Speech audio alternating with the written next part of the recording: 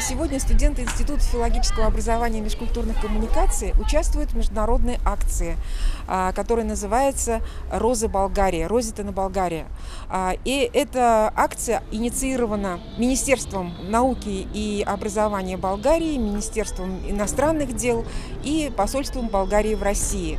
Так мы начинаем Дни славянской письменности, которые будут праздноваться 24 мая, но мы все мероприятия начинаем заранее. Вот сегодня наше первое мероприятие, мастер-класс по болгарскому танцу хоро, и таким образом мы приобщаемся к болгарской народной культуре.